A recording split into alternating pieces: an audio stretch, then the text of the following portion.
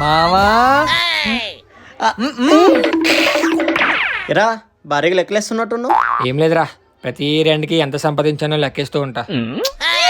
నా శాలరీ, నా కమిషన్, నా రొటేషన్, ఇంటి రెంట్లు, సరుకులు, సామాన్లు, బండి పెట్రోల్, బస్ ఛార్జీలు, ట్రైన్ ఛార్జీలు, ఇవన్నీ కాకుండా ఫంక్షన్ల కోసం కొన్న గిఫ్ట్లు కొనడానికి గోకిన క్రెడిట్ కార్డులు, గోకిన కట్టాల్సిన ఈఎంఐలు, ఇవన్నీ పోగా సంవత్సరం ముట్టి కింద మిగిలింది 50,000.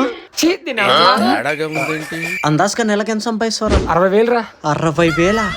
60 అంటే 12 × 60 సంవత్సరానికి 7,20,000. వీడికి అమ్మ, వీడికి నెలకు 60,000 సంపాదించిన సంవత్సరానికి 50,000 మిగులుతుందా?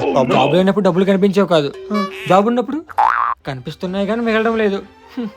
అంతా అస్సం. నువ్వే అట్లా అంటే ఇంక నేనేమనాలరా? నువ్వెంత కేస్తావేంటి? 20,000. వా సూపర్ రా. వడ్డీ కడతానారా? అదల్లరా.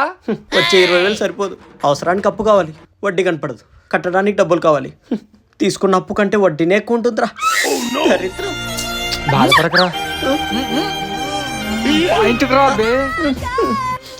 ఈ బాధను మర్చిపోవాలంటే ఈ టైంలో ఏదో ఒకటి కావాలి మావా.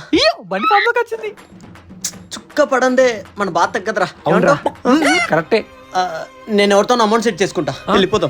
సంవత్సరం ఎంత పోయింది, ఒకరోజు ఏమైంది? అలా కాదు రప్పించాడా.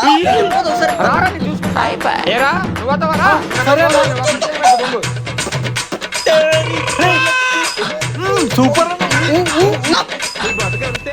సిగ్నల్స్ దగ్గర నెమలేకలో పాలపేకలో అమ్ముకోవాల్సిందే. Useless feel.